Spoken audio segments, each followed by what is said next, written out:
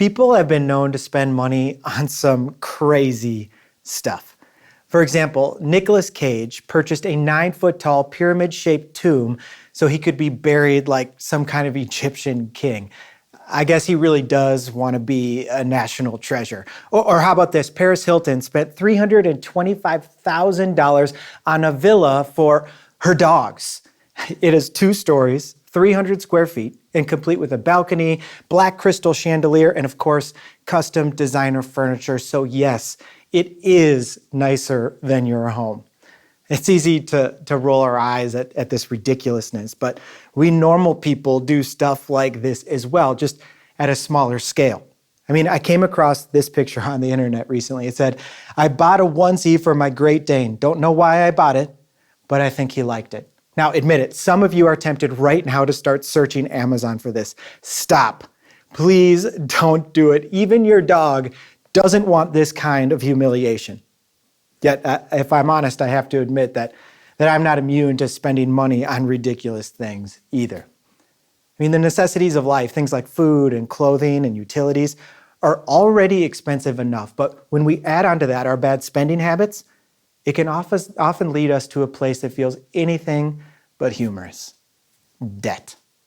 D-E-B-T. Now that is a nasty 4-letter word. And if you're living under the pressure of debt, you know how oppressive and overwhelming it can feel. Personal debt is a major problem in our country today. In fact, a recent Pew study found that 80% of Americans are caught under the pressure of debt. And despite how common debt is, we struggle to talk about it. We struggle to get help. And so it's easy to feel ashamed or embarrassed about debt. So we keep it hidden, which just allows for the pressure to continue to grow and grow and grow. Nobody wants to be in debt. So why is it so easy for us to spend money on things that end up making us feel regret instead of happiness? Clearly, these purchases don't align with our ultimate values, but we find ourselves making these choices again and again and again. Well, my goal for us today is not to make any of us feel bad if we've made some financial mistakes. My guess is that most of us can feel bad all around. Our aim today is to actually show us the way to experience happiness in this area of our life. And I believe that's what God wants for us today. We're in week 2 of our series, Money Talks. And during this 3-week series, we're encouraging one another to examine our relationship with money. Money in and of itself isn't a bad thing. In fact, money can actually be a good thing.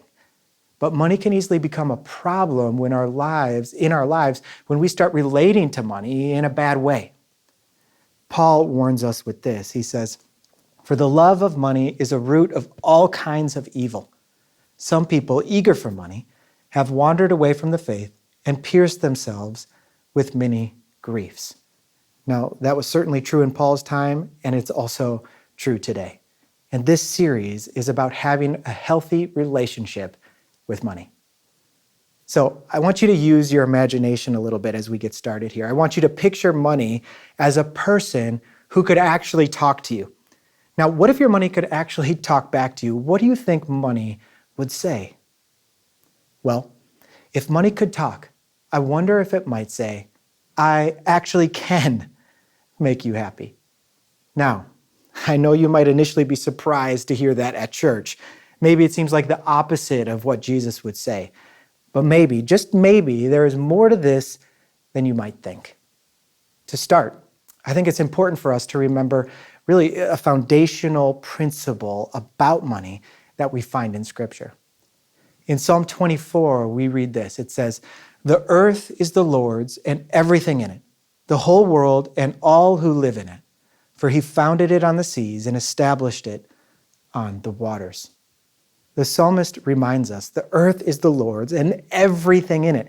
God is the creator. He made everything. And that means that 100% of it is his. And it also means that 0% of it actually belongs to us.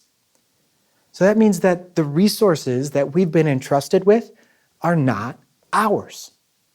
For some of us, This means that we might need to confront a deeply embedded belief that I deserve or I'm owed what I have. We have this deep sense of entitlement about our possessions or our stuff or our money. Now, sure, God has given us the ability and opportunity to work hard, but it all still belongs to Him. It's important for us to remember that everything belongs to God, because even when we give a biblical tithe of 10% of our income, and when we give that back to God, we can forget it's not just that 10% that belongs to Him, but the other 90% belongs to Him as well. It all belongs to Him. So the question I want us to wrestle with today is this: what am I doing with what I've been given to manage? Well, Jesus told a story that challenges us to wrestle with this very question. Matthew, one of Jesus' first followers, records the story in his gospel.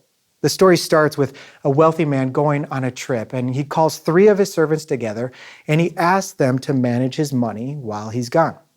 He gives one of them 5 bags of gold to manage, another 2, and a third servant receives 1. Now, this first servant goes out and he puts the wealthy man's money to work, and they invest it wisely, and both of them, number 1 and number 2, end up doubling the money. Now, the first servant has 10 bags of gold, and the second servant has 4. But the servant who only received 1 bag of gold, well, he dug a hole in the ground and he hid the wealthy man's money. Let's pick up Jesus' story right there. After a long time, the master of those servants returned and settled accounts with them. The man who had received 5 bags of gold brought the other 5. Master, he said, you entrusted me with 5 bags of gold. See, I have gained 5 more. His master replied, well done, good and faithful servant. You have been faithful with a few things. I will put you in charge of many things. Come and share in your master's happiness. So things went pretty well with the first servant, right? After all, who doesn't like a good attaboy from the boss? The same thing's true for the second. Let's read. The man with 2 bags of gold also came. Master, he said, you entrusted me with 2 bags of gold. See, I've gained 2 more. His master replied, well done, good and faithful servant. You have been faithful with a few things. I will put you in charge of many things. Come and share in your master's happiness. Again, a positive report, but you can probably guess where this is going. Then the man who had received 1 bag of gold came. Master, he said, I knew that you are a hard man, harvesting where you have not sown and gathering where you have not scattered seed. So I was afraid, and I went out and I hid your gold in the ground.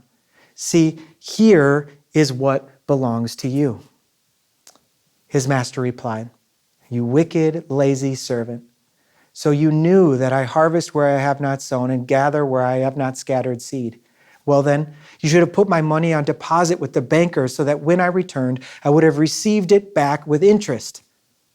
So take the bag of gold from him and give it to the one who has 10 bags. For whoever has will be given more, and they will have in abundance. Whoever does not have, even what they have will be taken from them. And throw that worthless servant outside into the darkness where there will be weeping and gnashing of teeth. Yikes, right?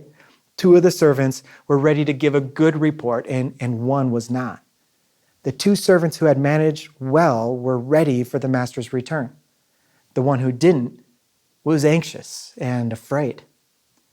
Now see, this is really, really important. What made the difference was not the amount that the servants were asked to manage. What made the difference was what they did with what they were asked to manage. What would happen if we saw ourselves as the servants in Jesus' story? What if we saw everything that we have as being a gift on loan? What if everything we have has just been entrusted to us to faithfully steward and manage? Again, the question we need to ask ourselves is this: what am I doing with what I've been given to manage? Would we handle our money differently if we saw ourselves as money managers instead of money owners? I think so. The reality is we're managing God's money on His behalf, and the amount is really inconsequential. Some of us might be working with less and pinching pennies to make ends meet. while some of us might be living in abundance, and yet, strangely, we still feel like there's never quite enough. In reality, most of us allow our income to actually match or drive our spending. In other words, if you make $45,000 a year, you're going to spend $45,000 a year. Or if you make $55,000 a year, you spend it. $100,000 a year, you spend it. $200,000 a year, which to many of you, you might respond, not me. If I made $200,000 a year, I would save a lot of it. And maybe you would, but probably not. And I say probably not because your current habit of spending would most likely follow you right up the pay scale. And that's not the only thing that would follow you. Financial pressure would follow you as well. Now that may come as a shock because I think many of us think if I just made a little bit more money, I would have everything that I need. I wouldn't have any financial pressure. Well, you might be surprised. People who make a lot but spend it all on a better car, a bigger mortgage, a second mortgage, can feel an extraordinary amount of financial pressure. For some of you, this is your story, right? You're making more money than you ever made, and you feel as much financial pressure or more as you've ever felt. In fact, it can even feel worse. It turns out Puff Daddy and Mace were right. More money, more problems. And if your spending follows your income, the more money you make, the more pressure that you can actually feel. Now, for some of us, our spending actually exceeds our income. Sometimes it's because maybe our income has dropped. Maybe we've been laid off, or maybe we decide to leave a job or change careers. But often, our spending exceeds our income, not because of those circumstances, but because we spend and borrow until we're completely upside down. We have to wrestle with this. What are we doing with what we've been given to manage? Do you feel responsible and accountable for how you're managing God's wealth? Or are you the kind of financial planner that God would have to fire? The reality for a lot of us is that we just don't even know. I mean, could you give a detailed account of where your money is going? Do you know where your money is going, or is it just gone? The truth is, many times we don't really know. And because we don't really keep track of what we're spending, we might be in danger of mismanaging what we've been entrusted with. And when that happens, we'll often find ourselves in a really stressful financial situation. We may have the best intentions, but until our actions match our intentions, we might be falling short of our calling to be like those first two servants who were good stewards of what the master had entrusted them with. We all have room for growth here.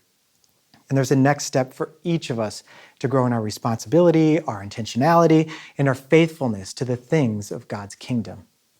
So let me ask you, how might your style of money management change if you lived from the knowledge that God truly owns everything, and as His child, His unlimited resources are available to you right now? Well, I love the way that Andy Stanley puts it. He says this: what you do with your resources is a direct reflection of whose you are. If you belong solely to yourself, that's a very small life. How might our hearts for generosity grow if we saw everything that we own as a gift on loan? How might our hearts grow if we saw ourselves as managers or as stewards of what we've been entrusted with? Well, I think it's important that we don't just talk concepts here, but that we get super practical today. So we have a practical challenge for us to help us focus on what we're learning. The very first step in learning to manage God's resources well is to step back and discover where our money is currently going. We're actually going to spy on our money together. That's right, we're going to spy on our money. And I'm not talking about making a budget. A budget is like a theory or a plan. But what I want to challenge us to do is to actually keep track of where we're sending our money. How are we spending it? The reality is that most of us don't know how well or poorly we're managing what we've been entrusted with because we don't really know where our money is going. And when we actually look and we see it, where our resources are going, we'll begin to see what we really value. I think sometimes we need to get curious about ourselves in order to really find a way forward. Could you give an account of where your money went this past month? Do you know where it's gone, or is it just gone? So here's the challenge. If you want to grow in how you are stewarding the resources entrusted to you, I want to encourage you to try a 30-day tracking challenge. Over the course of the next month, I want you to try to record every dollar that you spend. Now, there are a ton of apps out there that can help you do this in a simple way. One that my wife and I have used in the past and we really like is an app called Mint. It's intuitive, straightforward, and it's free. Now there's Mint and a bunch of other apps just like it that can be a really good place to start tracking your spending. Then, after 30 days of spying on your money, set aside some time to evaluate where it all went. Really look at where your money is going and look for areas where you can think about maybe cutting unnecessary spending or more deeply investing in God's work. And once you actually know where your money is going, you can ask yourself, what does where my money went say about where I'm going? What does it say about what's most important to me? Then we can ask God to help us grow in how we're stewarding his resources, the resources that he's entrusted to us, that he's given to us for his kingdom work. Ultimately, this 30-day tracking challenge will really help us answer the question, what am I doing with what has been given to me to manage? It can help us discern which servant we're like from the parable that we discussed earlier. Now, I hope you'll take on this challenge, but I know that some of you are probably thinking, wait a minute. At the beginning of this talk, you promised me happiness today, and I know that tracking your spending probably doesn't sound like happiness or joy for people or for you or for me. And I know that following through on a practical exercise like this can seem really hard and even overwhelming for some. But remember what Jesus says to the two servants who managed their money well. He says, his master replied, "Well done, good and faithful servant. You have been faithful with a few things. I will put you in charge of many things. Come and share in your master's happiness." Come and share in your master's happiness. The two servants who managed well got to experience the master's joy. If we live like these two faithful servants, when we really live as if everything we have already belongs to God and we are simply stewarding his resources for his purposes, then we can have a healthy relationship with money. It can actually be something that draws us closer to God and affords us the opportunity to share in his overwhelming happiness and his overwhelming joy. When we steward the resources God has entrusted to us to love God and to love our neighbor, we will share in a true and lasting happiness. This is what we mean when we say that money actually can make you happy, if we manage it well for God's purposes. If we only see money as ours and our own purposes, and we only use it for our own purposes, then money can be the source of incredible stress. It can be the root of all kinds of evil, as Paul points out. But when we hold money in its proper place, and when we use it for its proper purpose, then money can be a force for good in our lives and a force for good in our world. Downers Grove community attender Jessica Disbrow is discovering this reality. And here she is to share her story.